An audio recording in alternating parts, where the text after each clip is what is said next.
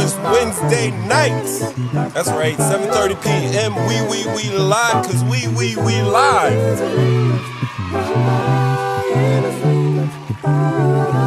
And I'm your host, Mo 3 times. What's good, everybody?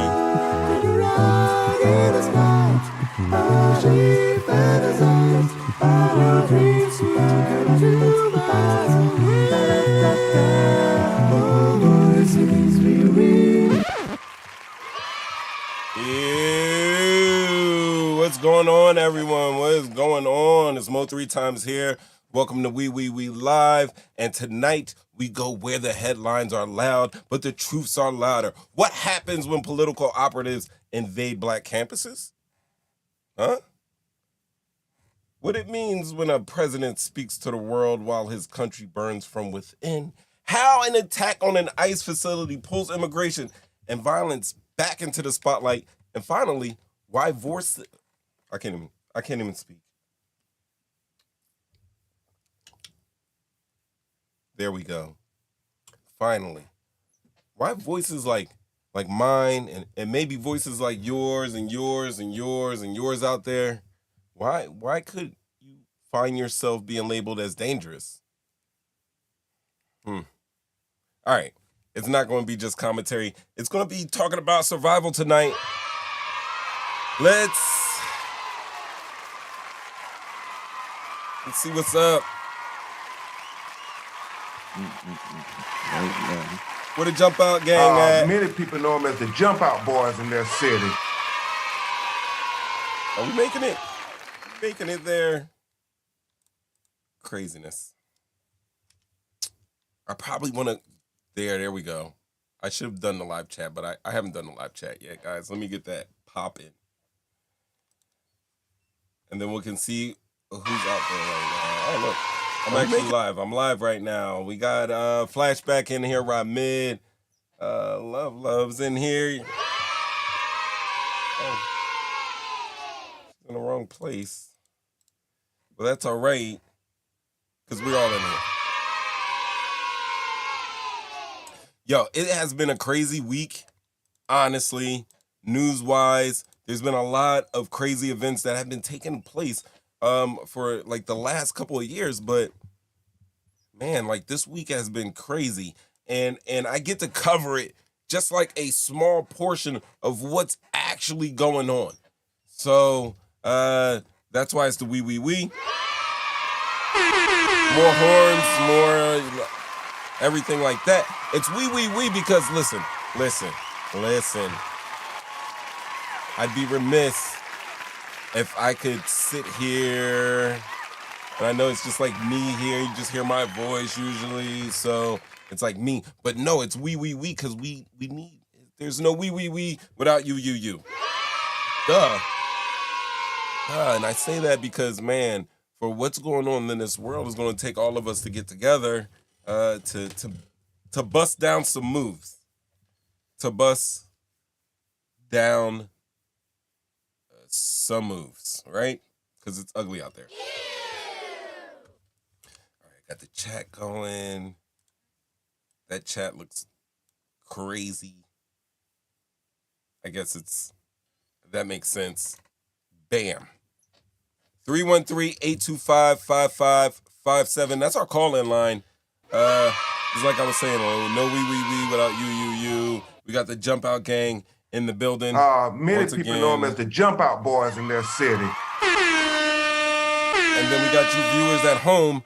I know I started taking me forever to get to where I'm going, but I am trying to tell you right now, it's going to take all of us to defeat this evil that is going on in the world.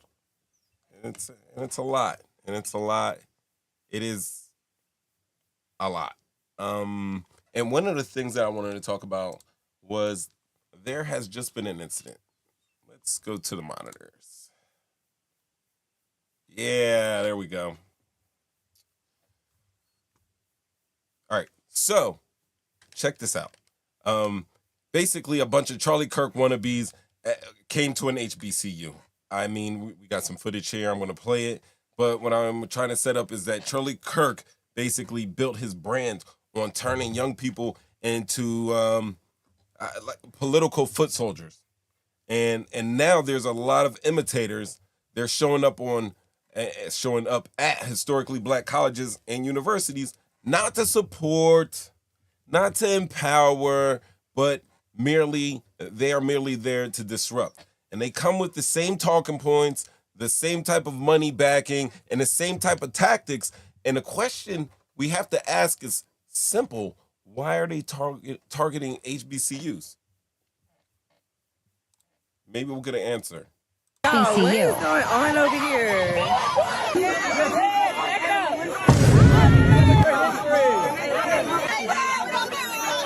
You called the East primitive, but what? We created y'all knowledge. We created y'all science. We created y'all math. Y'all didn't do shit besides steal. Y'all didn't do anything to your... You guys didn't make shit. You guys touch children. You guys fuck them. Showing them the door. All right, well, they're getting the hell up out of there. We walking them to the door, y'all. I don't even know how they got on campus. We gonna figure that out, but I don't know. They need to get like a trespass, like penalty or something because sending them off. Tell him it's that boy. He thought he was gonna come up like Charlie. Yes. Yes. Say good job, TSU. Good job. Shout out to my school. Craziness there. Guys, what do you think about that? That was just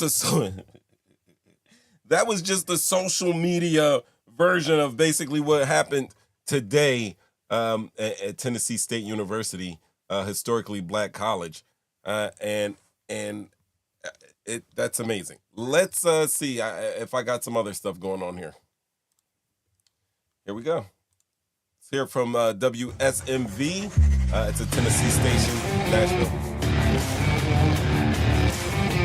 All right, Stefano, this morning, Tennessee State University is reminding groups if you do not get prior approval to protest on campus, you're not welcome. Now, this comes after a group of people showed up yesterday with anti-DEI posters. Pictures were circulating on social media where people were seen wearing Make America Great Again hats, holding signs saying deport all illegals and DEI should be illegal. Well, the Tennessee chapter of the NAACP is saying they do. What? What did she just say? All right, Stefano, this morning, Tennessee State University is reminding groups if you do not get prior approval to protest on campus, you're not welcome. Now, this comes after a group of people showed up yesterday with anti-DEI posters. Pictures were circulating on social media where people were seen wearing Make America Great Again hats, holding signs saying deport all illegals and DEI should be illegal. Well, the Tennessee chapter of the NAACP is saying they do not want to hinder free speech, but they will not tolerate rhetoric designed to provoke, demean, or endanger the safety of students at historically black colleges and universities. That's what she was going to say. And universities. And that's crazy to me. Like I said, they come with the same talking points, the same type of money backing, and the same type of tactics of their icon, Charlie Kirk. And the question we have to ask is simple. Why are they targeting HBCUs? Let me know. 313-825-5557. Yeah. Why? Why are they targeting All right. And my answer would like literally be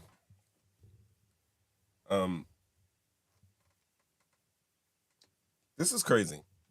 I obviously freedom of speech, you should be able to go up and, talk and ask questions. Obviously, no more obviously. Like if they follow the rules, get a permit to set up and to, have their little protests or answer question segments or whatever. Like I can get that. That's cool. But even with that, it seems to me that the answer is it's about power. I mean, I think if you can sway or silence or fracture like young black voices, then you can change the trajectory of political movements. And that's not like outreach. It's kind of like an infiltration. But to me, it's more like just a trolling, a little manipulation. That's what it is to me. They're just basically trolling, trying to get some clickbait. And I am glad that the young people over at TSU didn't really take the bait. They got him up out of there. I mean, it looked like one guy in that video looked like he really, really wanted to debate. But I'm even like, why? I've been doing this week in, week out. It didn't start off talking about politics or anything like that. But damn it, how can I not have a platform, a brain, and a mouth and not, pass on all the crazy shit that is going on in this world? That'd be kind of irresponsible of me to be just doing like dumb sketches or something like that. Like at least you guys get a Wednesday night where we can, talk shop here.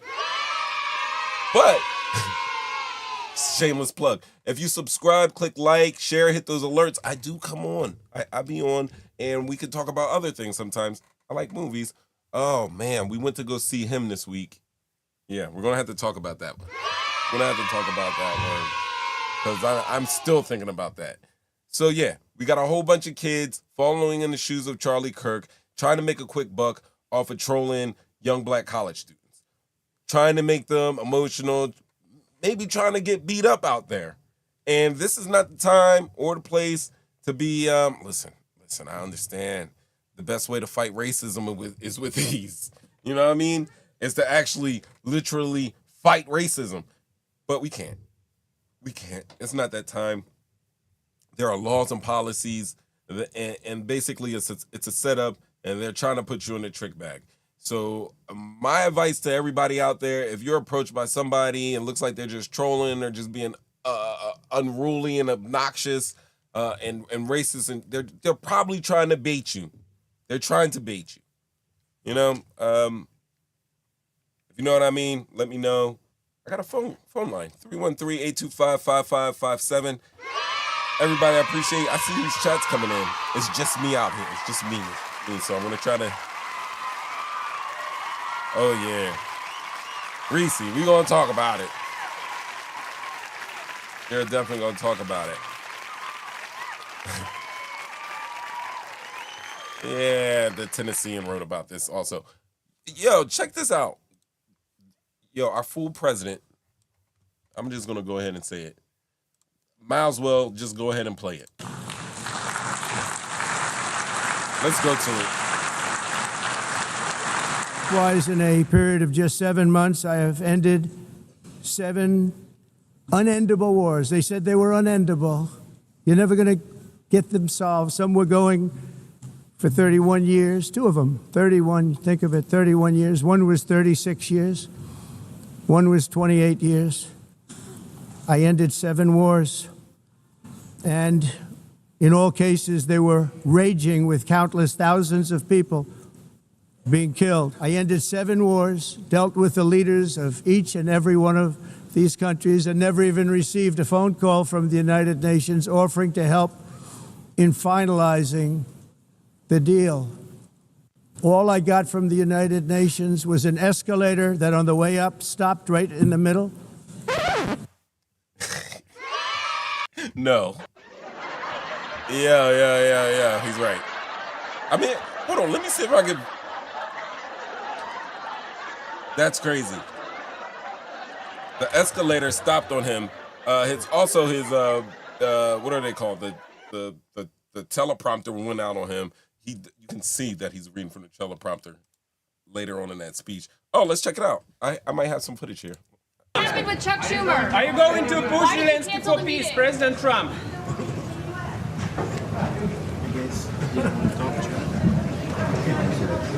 All I got from the United Nations was an escalator that on the way up stopped right in the middle. That's beautiful. If the First Lady wasn't in great shape, she would have fallen. But she's in great shape. We're both in good shape. Escalator. Yo, first of all, when he comes out and he's like talking, because I didn't watch the whole thing. He speaks for an hour, and I can only take like sound bites and everything. I believe me though, honestly. I tried to watch this. I tried to watch it, but it was embarrassing. That's why I'm giving you guys like basically the greatest hits of what happened. But check this out. Rewatch this video. He's complaining about it. With Chuck Schumer. Are you going to push Zelensky This is so fitting. for peace, President Trump? Now, see this guy up here? Look at my cursor. Follow my cursor. Don't look at me. Look at the cursor. See this guy right here? This is Trump's photographer. He's up there. He's walking backwards. Holding an escalator. All I It got stops. from the I mean, how much great shit. If she fell down, matter of fact, people like me would just, well, not me. I wouldn't do that. But I know people who, when it's fell, they might just jerk, fall down and make a scene out of it, try to get a quick check.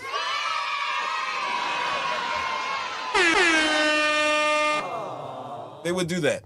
All right. So anyway, I pointed out the cameraman because word on the street is he's the one that triggered like a safety mechanism. I guess he was walking backwards. He might have stumbled or something got caught in there, and he triggered the safety mechanism. So Donald Trump was mad at something that part of his team was doing. Isn't that the case with damn near everything else in this world?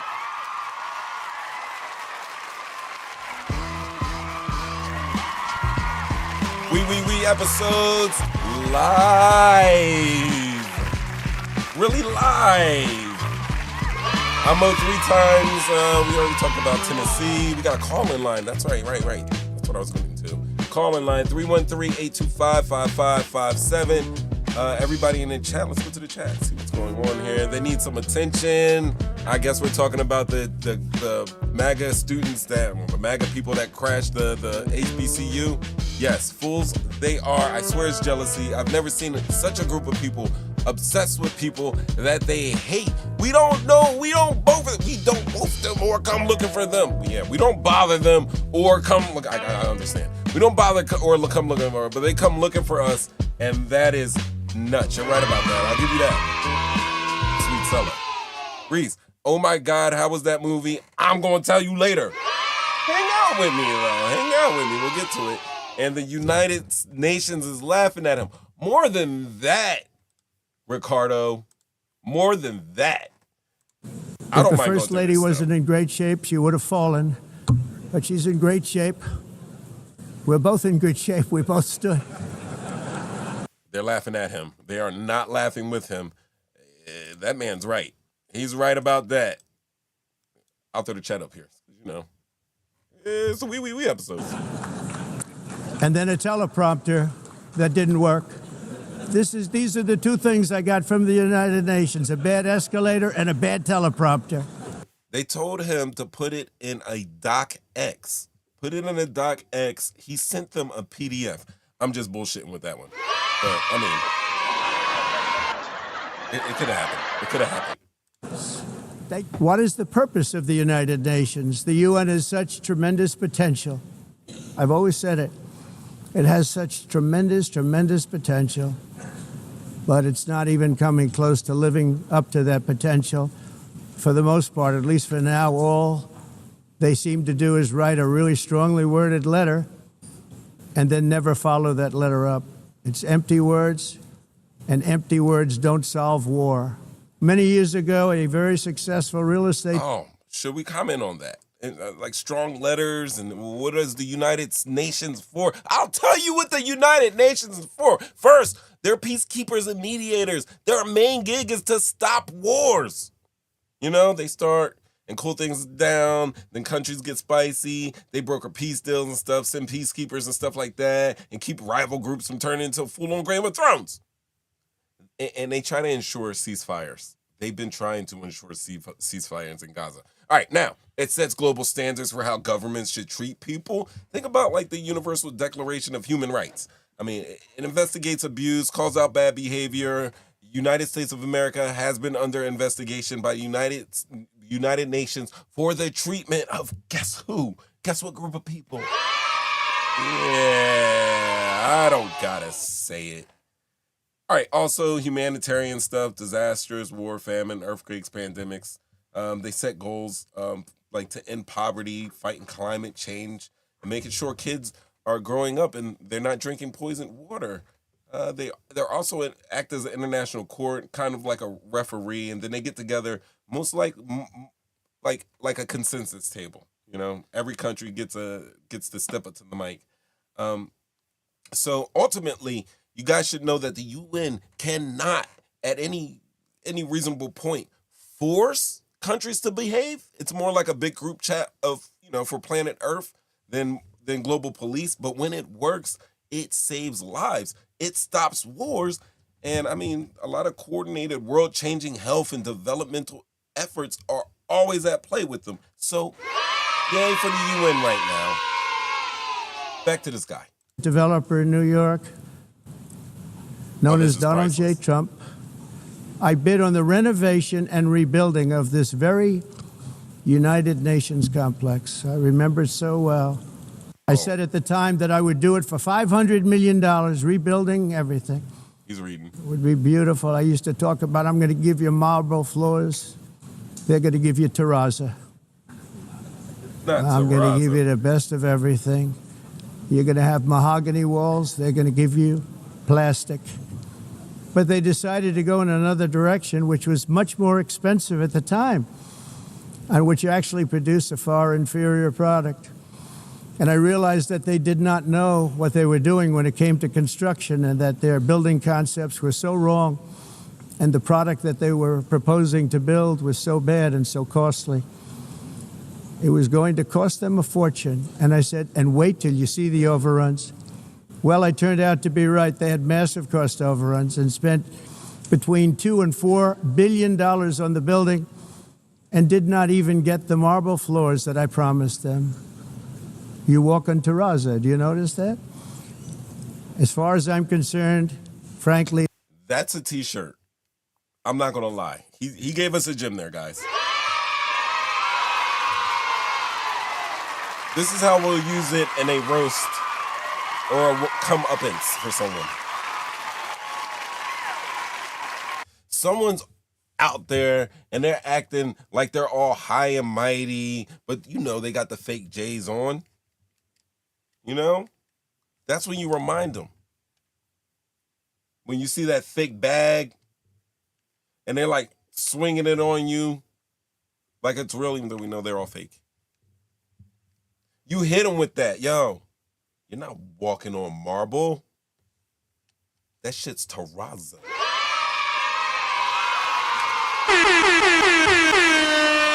Terrazzo. You're terrazzo. You're not marble. Out of here. Kick rocks. Terrazzo. I see you guys. I don't know if I want to keep running this. You're looking at the building and amazing. Getting stuck on the escalator. They still haven't finished the job. They still haven't finished. That was years ago. Millions of people came through that southern border. Just a year ago, millions and millions of people were pouring in. 25 million altogether over the 4 years of the incompetent Biden administration. And now we have it stopped, totally stopped. In fact, they're not even coming anymore because they know they can't get through. Look at his face. Look at his face. But what took place is totally unacceptable. The UN is supposed to stop invasions, not create them and not finance them.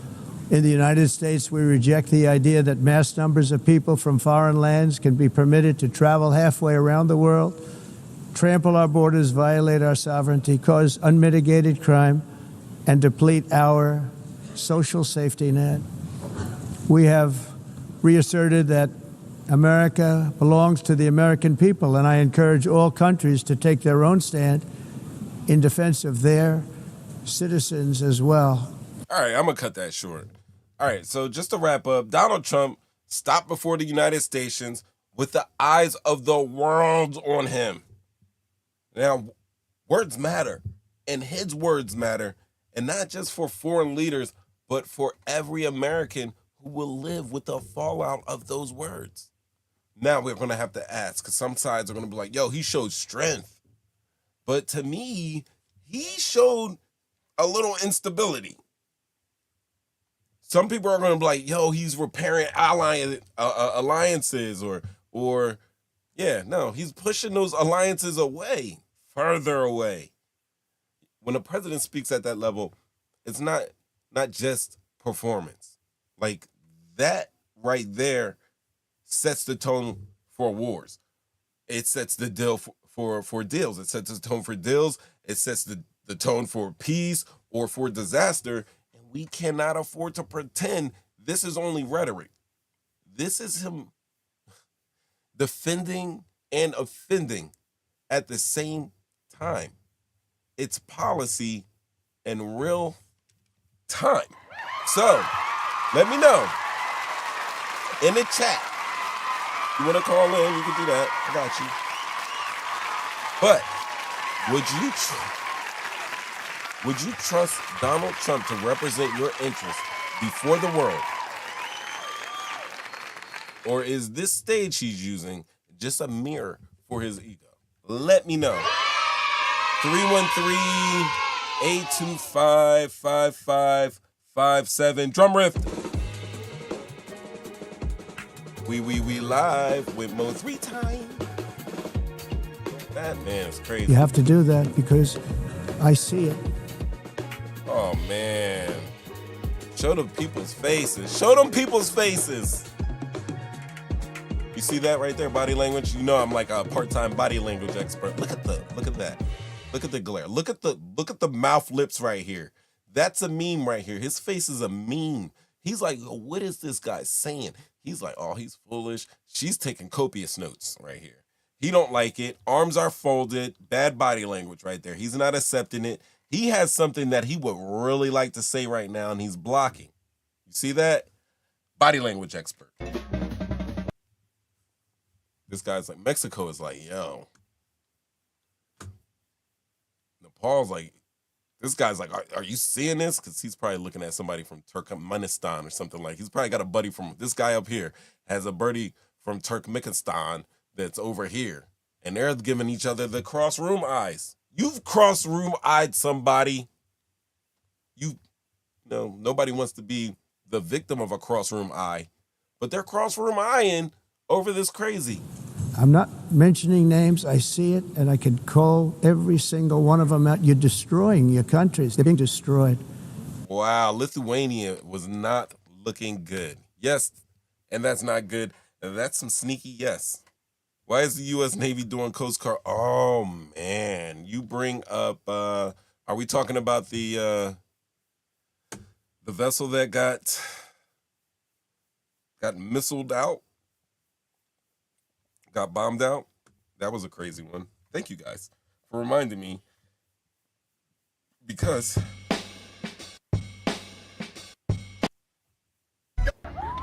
it got worse. it did. But I feel like it's about to get worse. Europe is in It serious... got worse. It got worse. It got worse. It did. And it's gonna get worse. Crazy. It got worse. Worse. Worse. How worse? Worse. Drum riff. When in doubt, riff it out.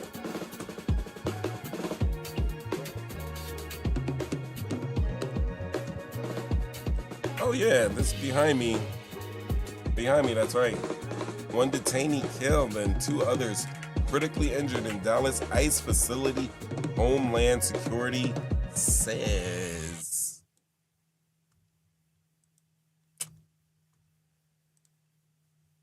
That's nuts. So there have been attacks on ICE facilities since, I don't know, I remember one taking place, like a big one taking place around 4th of July. And there was a lot of people involved. I think I might have that story here. But basically, in Dallas, Texas, a violence erupted at an ICE detention center after an attack carried out against a symbol of immigration enforcement. The headlines will frame it one way or another. I mean, they're going to call this man a terrorist, an extremist, desperation, revenge. But the truth is, it forces us to face how volatile immigration has become in America. When we were just watching Trump sit there, and when I say defend and offend, he's defending the United States reputation for the way that they handled the evacuation of immigrants. So he's facing a lot of backlash at that UN. And instead of, listening to some advice of world leaders who may have had those same issues and everything like that, he has done what he's done. He's basically allowed a secret police force, and I say secret because they wear masks, and he's claiming that he's getting criminals off the street. But mostly what we see is that ICE are pulling kids out of school, and they're pulling other immigrants away from their jobs, and when they're actually on their way to court to go through their whole entire case here. So when I say that he was defending and offending, that's what I mean about that. He was trying to defend the reason for America doing it, as he's done this with the American people. But that's another thing I have to say, just to take a step back to Trump, that, that speech, all right, I don't think it's worthy of American people to hear it, but we're used to it. We hear him talking like that all the time, one ear out the other, for the most part. I'm talking about everybody, even the people that support him. When he starts speaking like that, one ear out of the other. But for the world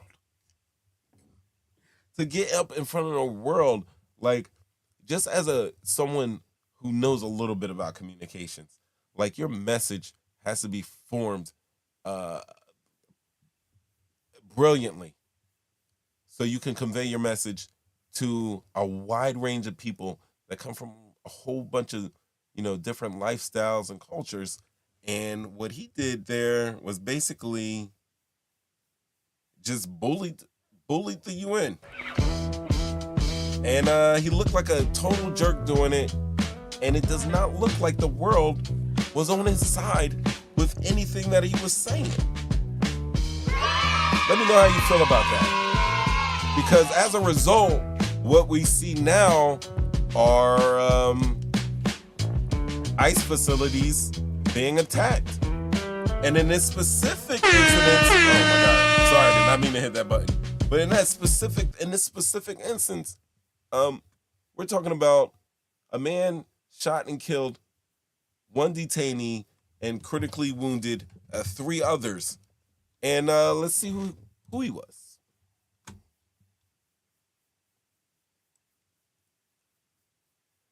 I had a picture of this guy.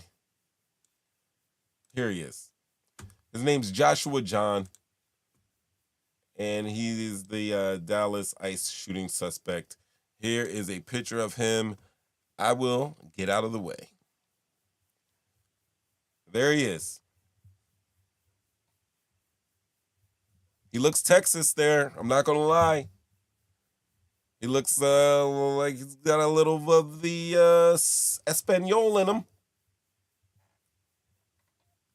And they're calling him a sniper because I guess he used the rifle and he shot from a roof that was next to the ICE facility. But he actually shot. They're saying that he attacked ICE agents, but he ultimately ends up killing 3 detainees. And that's why it's so weird. Like, this just happened this morning. Texas, 6:30 a.m. in Texas. Around that time frame.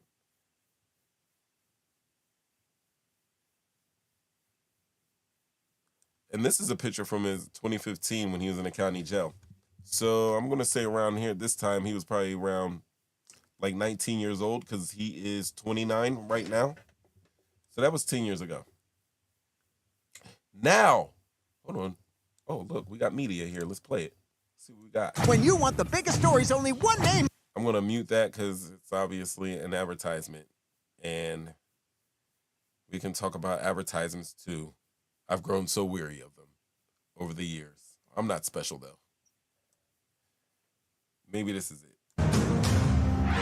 Hello, everybody. I'm Heather Hayes. Welcome back to our breaking news coverage. And I'm Casey Stiegel. Thank you for joining us across Fox Local and our other digital platforms as we continue to monitor this developing situation in Dallas County, a shooting at an ICE detention center. So that shooter opened fire about 6:30 this morning, firing a rifle from the roof of a building near the Immigration and Customs Enforcement location. This is 35 at Empire Central in Dallas. The gunman fired rounds into an unmarked ICE vehicle that was transporting detainees. 2 ICE detainees were killed and a third was wounded. The numbers have been quite fluid as this has developed since this morning. The gunman, we can tell you, is dead. Officials say he took his own life, and sources have identified the shooter as 29-year-old Joshua Yance. The FBI says the suspect wrote anti-ICE messaging on bullets, and they are calling it a targeted attack. But there are still Oh, hold on. But let's see these anti-ice bullets. Boom. Here we go. It literally says anti-ice. All right, guys. Let's put on our detective caps here. All right, real quick. Let's put them on. Hold on. Let me see if I can boost this a little bit. Right here, it looks like in blue marker, anti-ice is written on these bullets.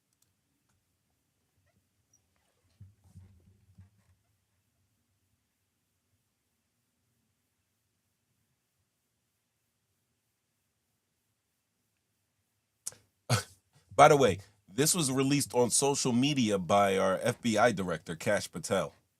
He releases evidence on social media. Kash Patel.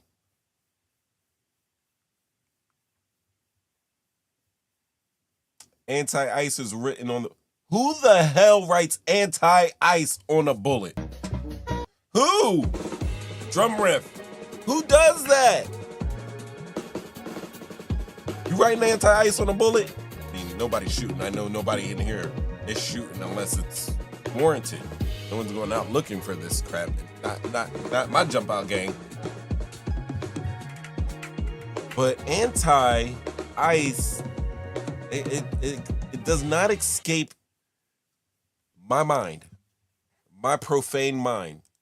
It does not escape my profane mind that anti is spelled with 4 letters.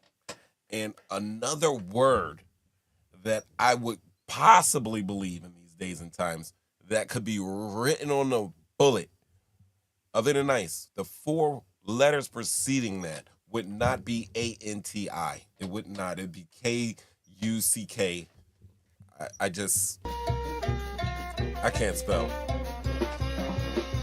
KUCF. Not in those orders, though. Not in those orders. That's what I would write on that bullet. And I'm just putting myself in the shoes and the mind of a killer right now, because not only do I have the power to read body language, I have an empathy there. I can step in shoes. So I'm telling you right now, if my name was Jan Hahan, Joshua Jan, if my name was Joshua Jan, he could have wrote it. I would not write anti-ice. It'd be like ice. You know what I mean? Ooh, ice. Am I wrong? Let me know, chat. Let me know. Am I wrong? Chat. Are we putting anti-ice on the round when we can literally just... You can make the U with like a little square. 3 lines for the U. 3 lines for the C. 3 lines for the K. 3 lines for the F. I make 12 lines. 1, 2, 3, 4, 5, 6, 7, 8, 9, 10, 11. One extra line, and that's way better on the bullet. And the jacked up thing is, it's only on one bullet. He didn't even take the time to write it on the other bullets. I'm just trying to tell you, I don't believe this. Let me know if I'm crazy for not believing this. Let me know. 313-825-5557. Let me know. Let me know. Because that's crazy to me. Like, this is obviously this source of information. Kash Patel is not putting this out on social media for the likes of people like us with thinking brains. Seriously.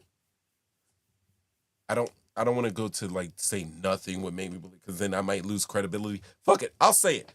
There is no way I believe that man wrote anti-ice on those rounds. Now, could those rounds actually be his? Yes. Did he write anti-ice on that? No.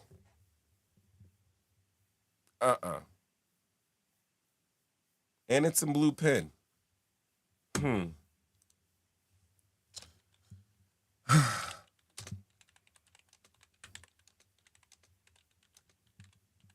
Blue marker. I'm gonna say that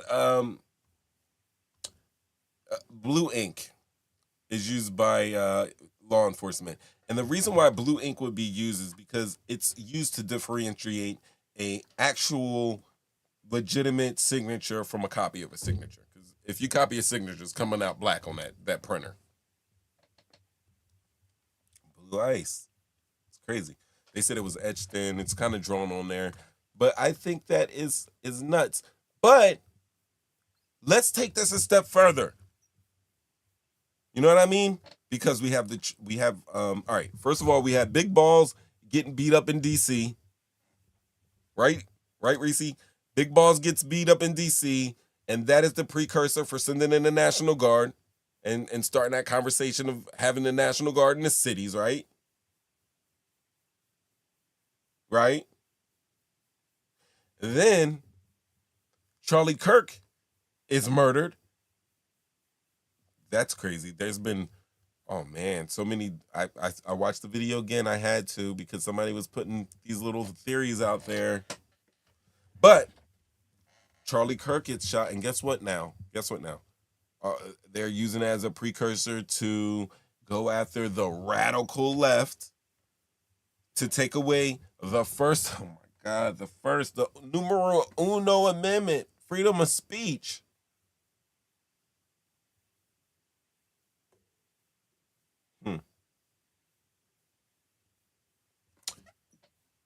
Listen to the rhetoric that This needs to stop. Violence is wrong.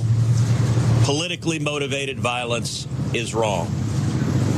It was 2 weeks ago today that we saw a political assassination in Utah that tore the heart out of much of this country. This is the third shooting in Texas directed at ICE or CBP. This must stop. To every politician who is using rhetoric demonizing ICE and demonizing CBP, stop. To every politician demanding that ICE agents be doxxed and calling for people to go after their families, stop. This has very real consequences. Look, in America, we disagree. That's fine. That's the democratic process. But your political opponents are not Nazis. We need to learn to work together without demonizing each other, without attacking each other. And I want to say thank you. I want to say thank you to the brave men and women of law enforcement. I want to say thank you to the brave men and women of ICE and CBP and everyone who puts their lives on the line to keep us safe. The divisive rhetoric tragically has real consequences. I hope that every one of us will pray, number one, for the safety of law enforcement that are risking their lives to keep us safe. Number two, for the health of those who were shot and injured today. We still don't know the full details. of who was injured, but for the families also of the victims of this shooting. Violence has no place. It is wrong. And we should come together. If we want to have a debate about immigration policies, we can do so in the halls of Congress without demonizing each other, and especially without demonizing the men and women who every day put on a badge and go risk their lives to keep us safe. And we should not be putting language out there that inspires madmen to commit evil crimes. Our prayers are with the men and women of law enforcement, and we ought to come together and have some decency across the political aisle to say this violence is wrong and it needs to stop. Senator, have you been told that immigrant detainees were the victims of today's shooting? My understanding is the details of who the victims are still being ascertained, so I don't want to go ahead of law enforcement releasing these details. What they have said is that no law enforcement was injured, and so that's a natural inference, but I don't know the details. Oh, so much stuff. So much stuff. All right. So let me get this right. They want the political violence to stop, right? I mean, I remember his president was campaigning, telling people in the crowd to beat up protesters. Audibly loud, but peaceful protesters, to hit him with, that had him hitting with elbows, and he said he would bail them out. The same guy who said he could shoot one of his opponents on Fifth Avenue and get away with it. The same people that went on social media, I'm talking about their congressmen and senators would post stuff with targets, literal targets, on the faces of Democrats. January 6th, the own president incited, used political violence to stop himself from being tossed out of office. And then he talks about the police, yeah.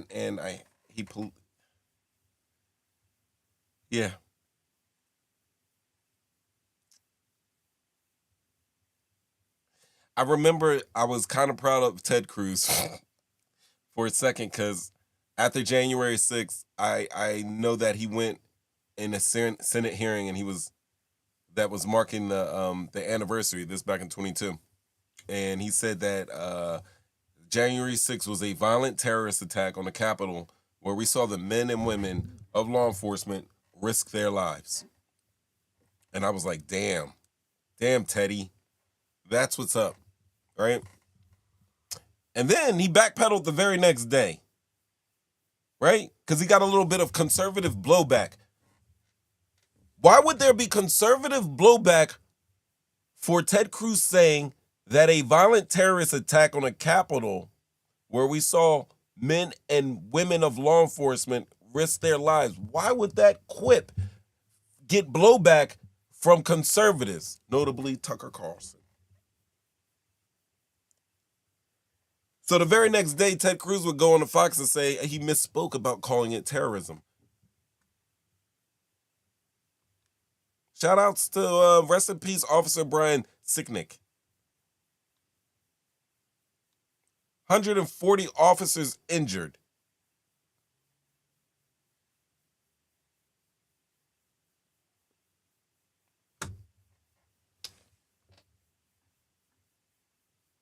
But we're talking about political violence has to stop.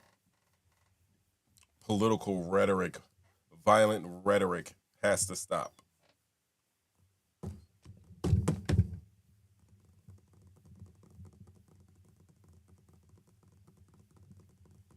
Yeah. It's a hypocrisy. And I don't know, like, are you guys getting, like, it's fatiguing. This shit is tiring. Because it's like, bro, you're saying this, and you're saying this with so much passion, but we're looking at your actions, and we're looking at when the tables are turned, we're looking at what you're saying, and you're saying and doing the total opposite of the shit that you're exposing, that you're espousing on television, that you're espousing on social media about your values and all that good stuff, but you don't have no values. I don't want to go in specifically on Ted Cruz. But I don't like the cut of his jibs. I don't like his sourpuss ass face. I don't like it.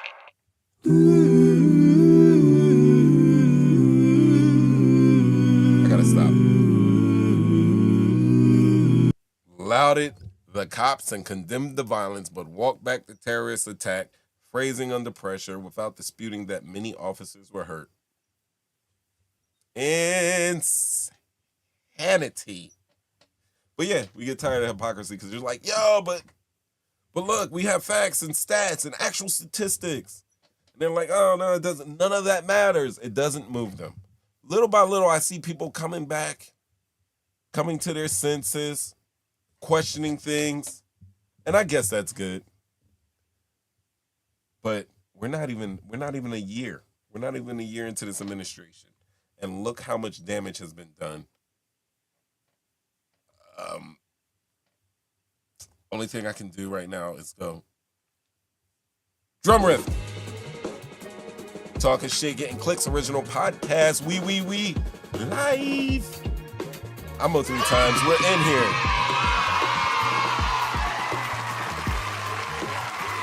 Just a normal call-in show. Everybody's in the chat.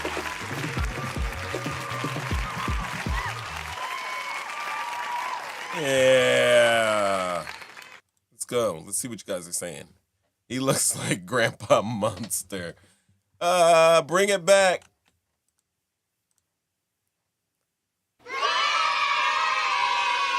That's crazy. We got to do a side-by-side comparison.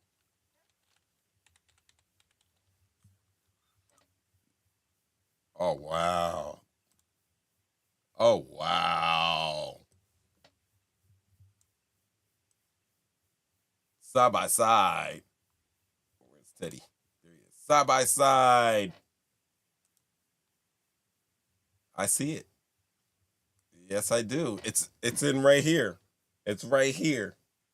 That's where it is. Like the resemblance. The resemblance is like right about there.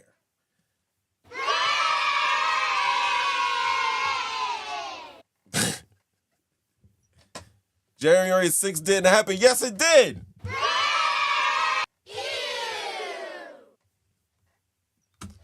Man. Yeah, so yeah, but one thing Ted Cruz did say that he has a point in saying is that this is the third Texas, bombardment. We had today, 4th of July.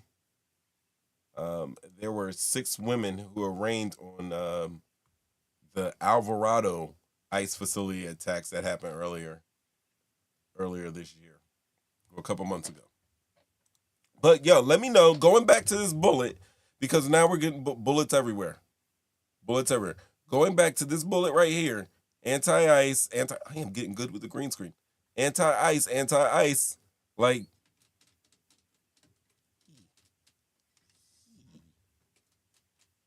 turn it just a little bit.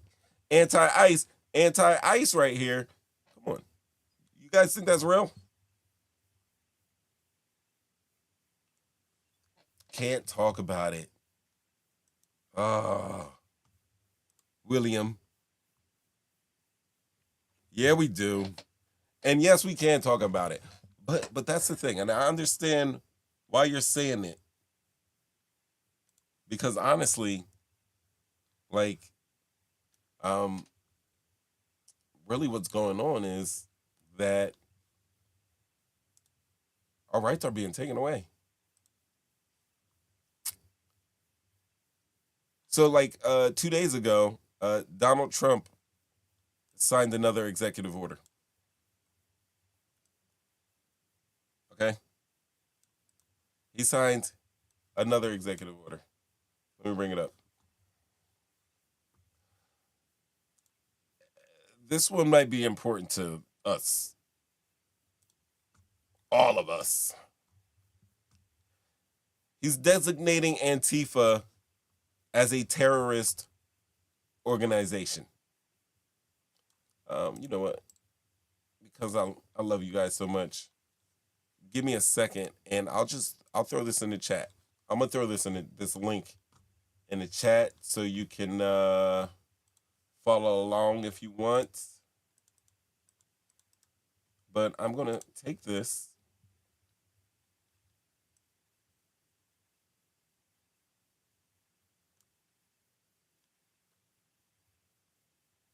And I'm gonna put it in the chat.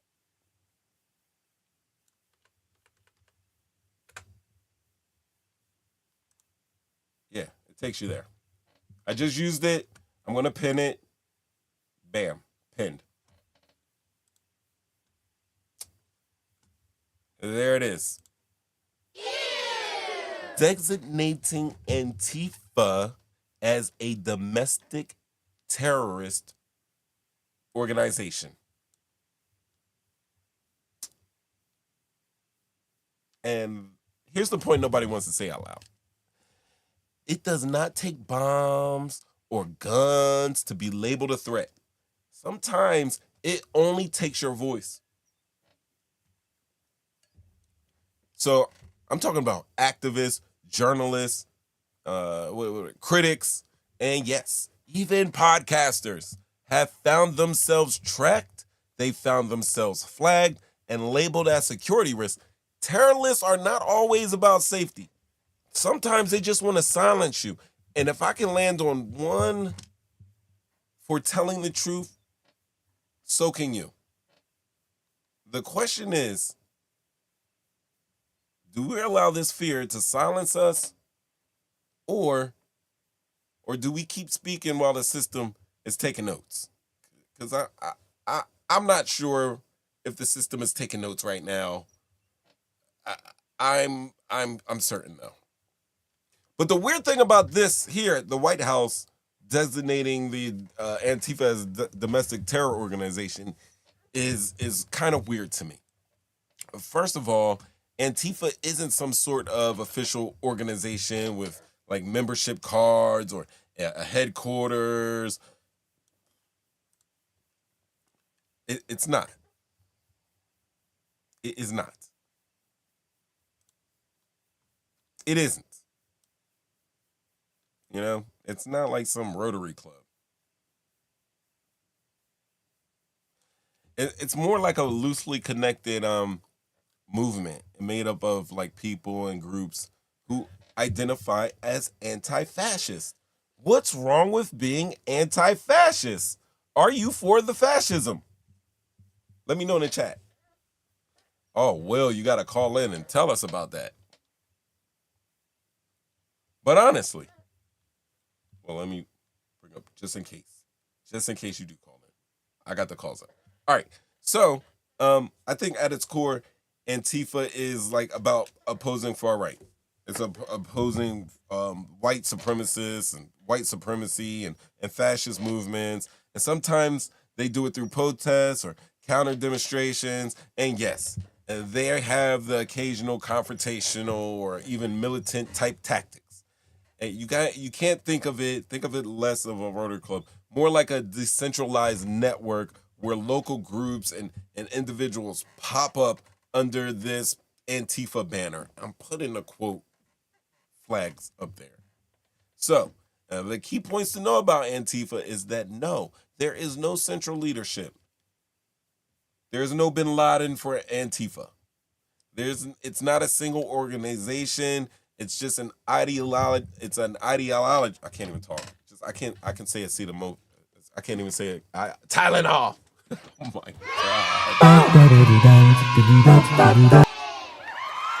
Tylenol. But all right. I say this because there's no central leadership. It's just a broad ideological type of banner that they run under. Now the tactics can range from handing out pamphlets, podcasting, but the anti-fascists that you would think of would be like anarchists and like radical activist type people. Now the controversy there is that supporters see Antifa as a defense against fascism, but critics accuse it of extremism and violence. So in short, Antifa is basically a movement of people saying, nah, not today fascism. But how they express ranges from peaceful protests to street level confrontation. You know what I mean? So, when the Trump White House released this executive order on the 22nd of September, and they declared Antifa as a domestic terrorist organization. Now, the order accuses Antifa of using violence and doxing, just like Ted Cruz was saying. He doesn't like his ICE agents being doxed because people made a social media campaign to be like, yo, we're going to see you when you're in the Dunkin' Donuts parking lot, getting your coffee and donuts to go before work. You don't got your mask on. We know by your clothing type and the vehicles that you're driving that you're ICE. Now, guess what? I'm going to take my phone. Oh, I won't. This one. Take my phone. I'm going to get you on camera, and then we're going to figure out who's who, and now you're being doxxed. So, and then they're going to talk about if you're organizing riots. Now, check this out. If I organize a protest and it gets out of hand later at night, say I organize like Black Lives Matter. During the day, we shall overcome.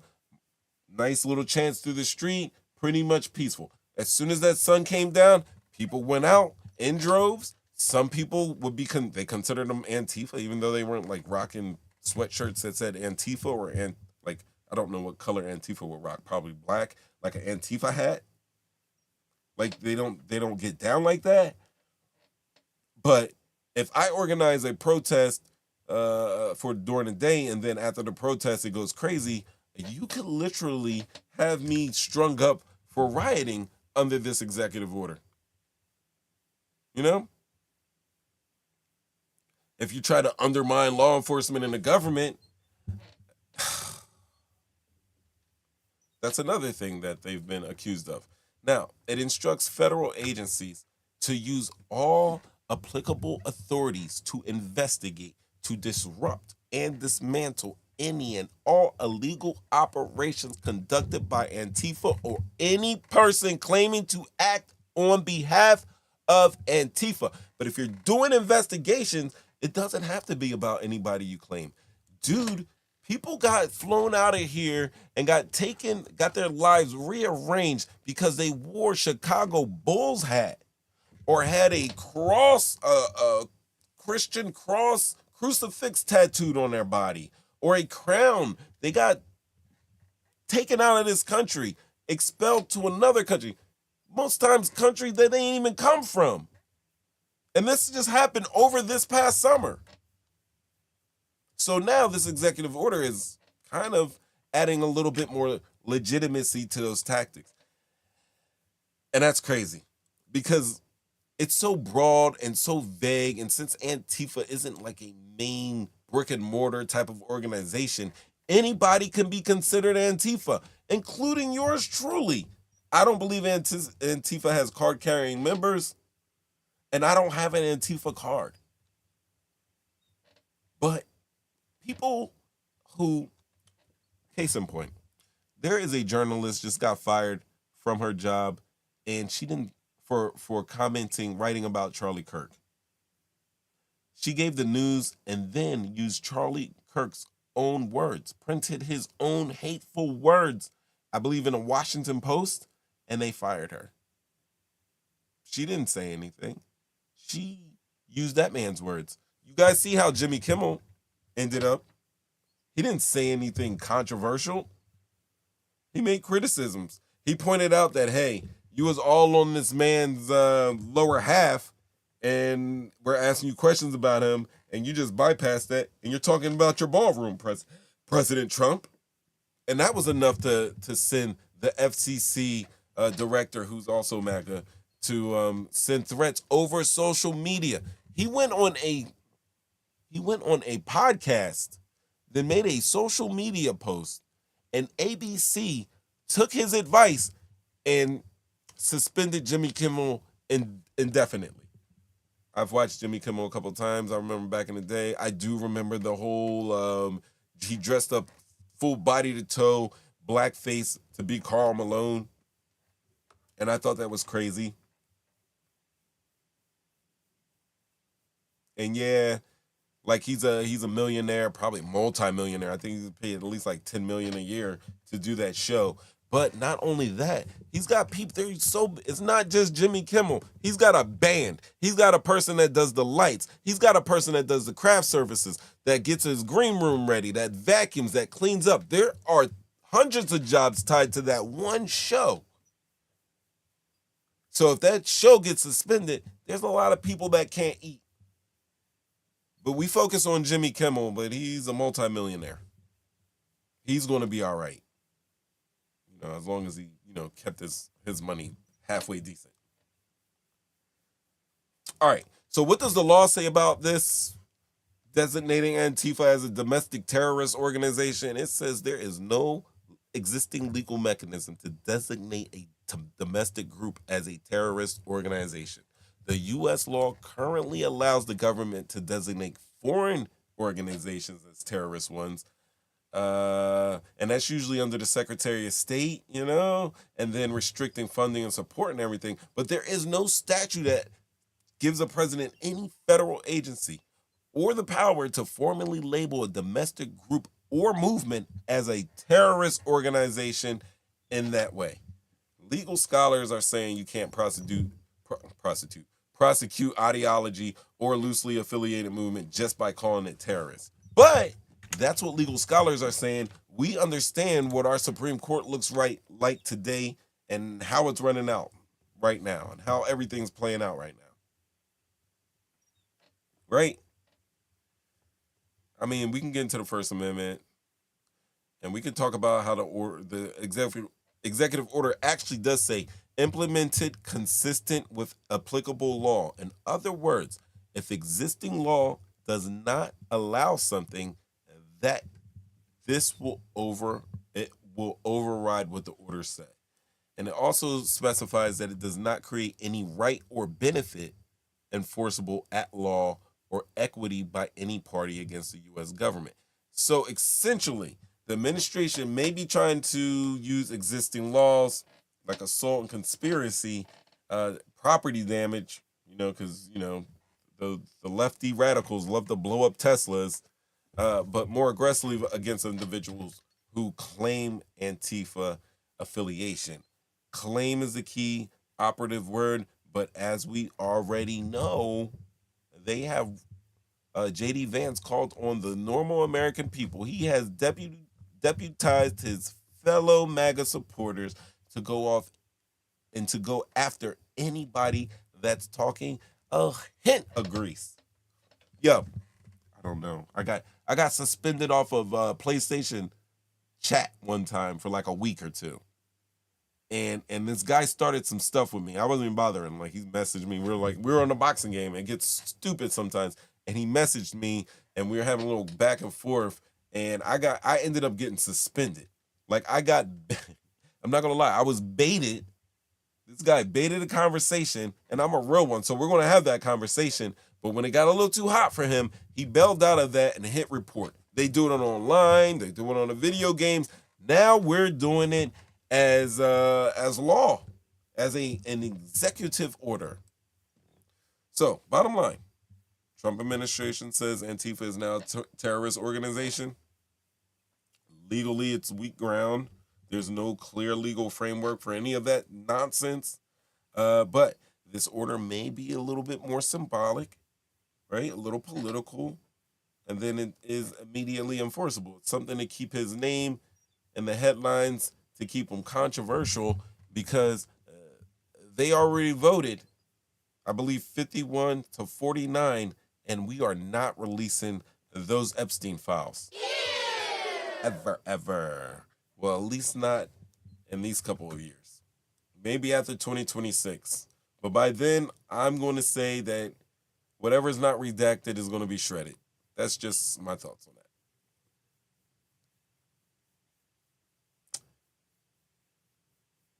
So, yeah. Yeah, big talk, orders weak. Now, the real risk is basically the language could justify targeting, podcasters, journalists, activists, and they can accuse you of being Antifa. I did a couple shows before, like if you go back through the We Live playlist, and we talk about the Red Scare. I think we were talking about the Red Scare around Black History Month time. But the Red Scare was basically Senator Joe McCarthy became prominent for basically calling people communists. And he started having a whole bunch of Senate and congressional hearings where he would bring in famous people and teachers and movie stars and producers and writers, and he would sit them down and accuse them of being communists and that they were traitors to the country. A lot of people couldn't, like in Hollywood, they didn't want to work with them, and they were too scared to work with them, and people were weak. And they went through a terrible time back then. We celebrate those times now because they went through it and they were able to overcome it. But what's the use of overcoming something if you're just going to be stuck right back in that same situation? I don't know. Somebody says history doesn't repeat, but it rhymes. And at first I thought it was weird, but I get it. I get it. Yeah. Insane. So, here's what nobody wants to say out loud.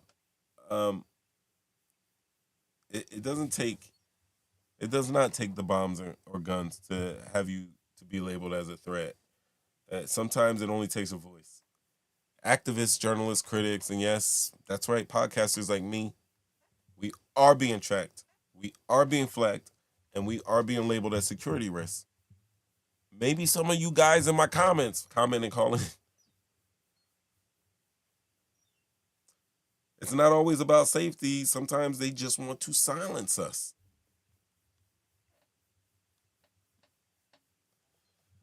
All right, guys. Drum riff. Talking shit, getting clicks. We live. All right. Yeah, we talked about Tennessee State University, the trolling, the baiting that was doing, not debating. These guys were just baiting. We talked about Trump's ignorance at the UN in front of the world and how that may affect us in the future. We talked about the Dallas ICE shooting, what's going on there, and how that brings us into what we're currently going through now with designating Antifa as a terrorist group. And yeah, I go back to it. Big balls so we can get the National Guard. Charlie Kirk so we can kill freedom of speech. And now Antifa. So you can't even organize with your freedom of speech. You can't protest. You cannot go against anything that the Trump administration says. Like if that lady would have wrote an article and was talking about Charlie Kirk's family and how he deserved this and how he did, and there's a lot of people out there that have them sentiments. But if she would have did that, I think that's understandable. Actually, I don't, because we have freedom of speech. She made some lies up or something like that, yeah. But people getting fired for quoting a man's hateful ass words is extremely beyond me. Extremely. Let me know how you guys feel about that.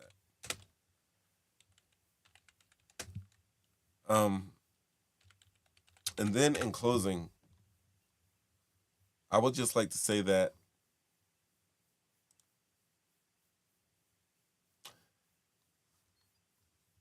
my squad is the best squad ever. Go Birds.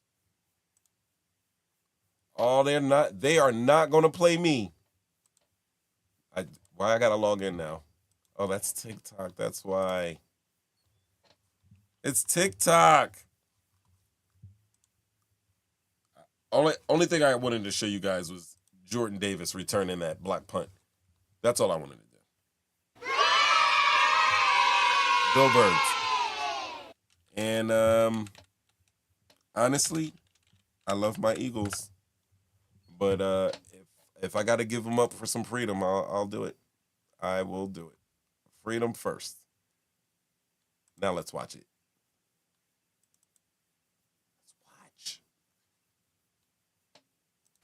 Well, those are the two guys right there lined up. I don't even want to do the voices because that's going to be. Yo, before we start this, I don't know this kicker's name. I know they were saying it throughout the game. I was right here in the studio, relaxing, watching this game. And we played terrible the first half. And I was like, yo, we're going to win this game. Like, I don't think you understand because I'm starting to understand the Philadelphia Eagles now. Like, last year, we went to the Super Bowl and everything, but we struggled early on. We won some games by the skin of our teeth just like this. They have a resilience that I haven't seen in many football teams like that. Like, maybe the Patriots, or Tom Brady-led Patriots, Vince Wilfork, Tom Brady, Patriots. Like, they got a tenacity there. And I was just like, in the second half, they need to open up this playbook for Jalen. Everything I said, they did. When they listen to me, we win. That's just the truth. But yeah, I never, even at this time when they were marching, I said, we're going to win. We're going to get like a turnover or something. Now, when they lined up for that field goal, I made this excuse.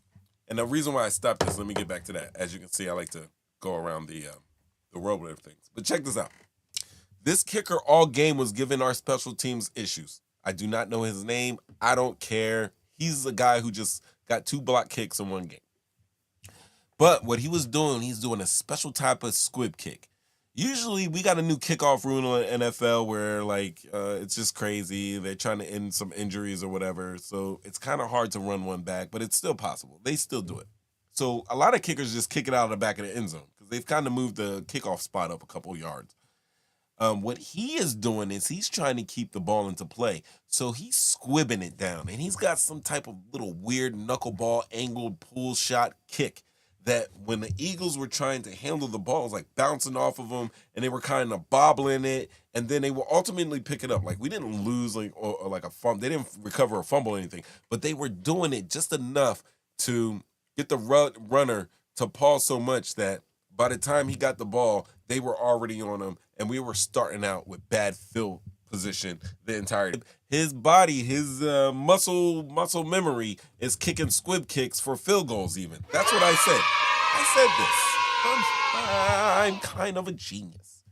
So, when this play lined up, I was like, it's a lot of pressure. We had already iced them. We had already blocked one already. We're going to win this. I'm watching the game with Love. I don't usually watch the game with Love for superstitious reasons.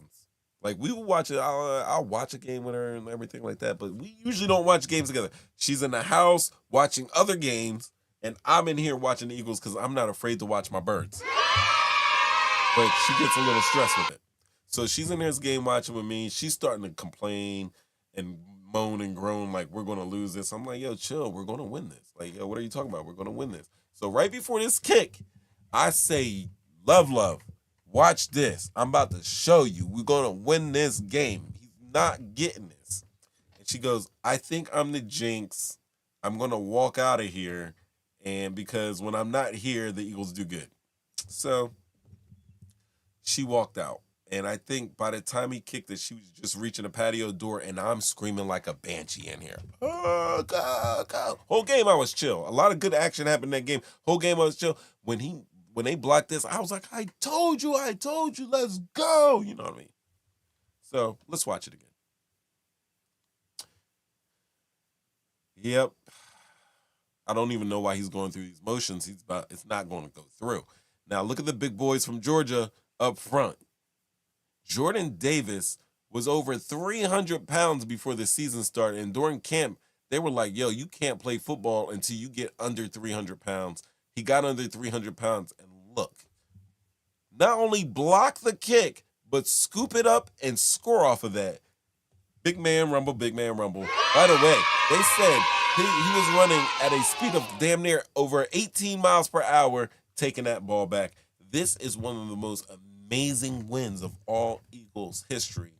One of them, of course, the Miracle in Meadowlands. The one where I met Love. That night we met Love. I met Love.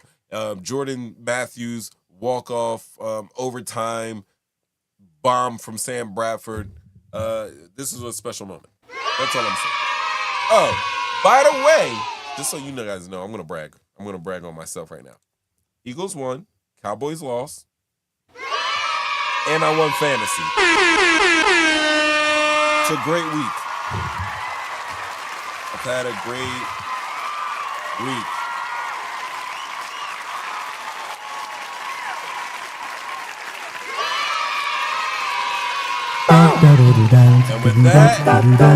And with that, I leave you here until next week, guys.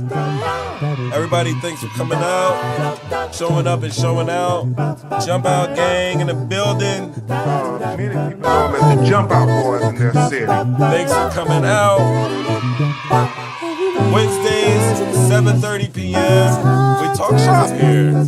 I am so loud. That is so loud, but it's jamming. So I don't know what to do with it. I'm Mo 3 times. You're you. We're we. All in this thing. Wednesdays, 7:30. If you haven't, please hit like, hit share, subscribe, hit the alarms because I be just popping on when I pop on. And I'll see you next time. Until then, take care. Peace. Our voices we ring forever. That's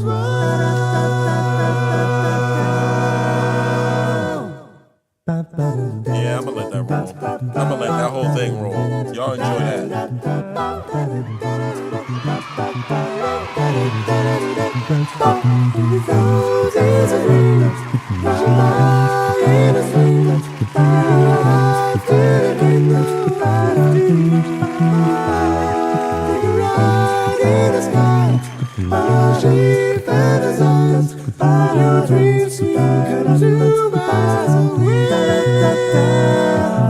Voices we ring forever until the love of never. We all will be loved forever. That's what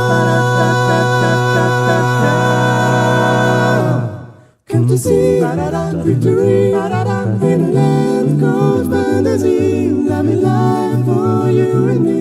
To behold, to your soul is ecstasy. To be found at the God that has been in search of you. Many lives have grown you to recognize it's your life now in review.